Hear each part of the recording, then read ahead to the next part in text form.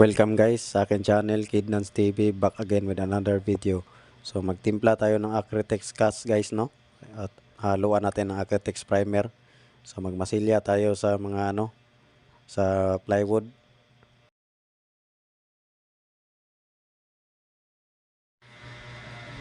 So ayan guys, no, yung dugtungan. So nasilyahan muna ng Acrytex cast. Tapos lalagyan natin ng perforated tape guys, no? Hardy joint perforated tape. So para mabilis na siya guys, no? Kasi tumatakip na yan sa mga siwang or kaya dugtungan. So ayan yung ginagamit ko guys, no, kasi minamadali kasi yan, no. Pwede naman yung epoxy or body filler. Pero medyo na yun, medyo matagal na. So kaya ayan na lang muna yung ginamit namin guys, no.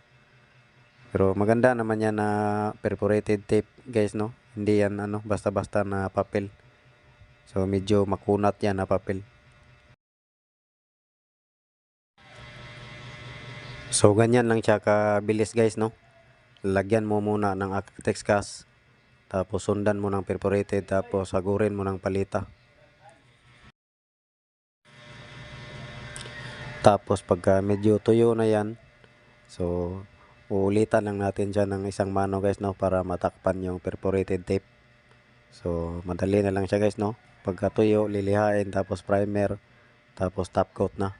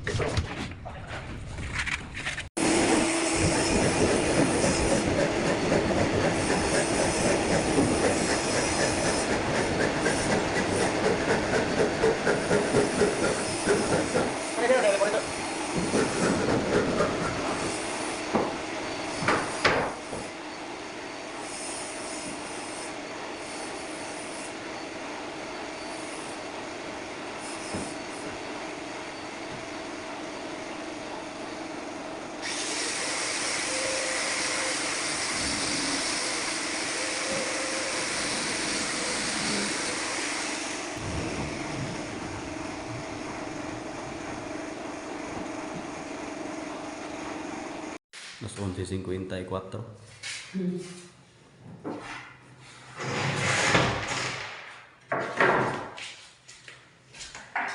Balon ka?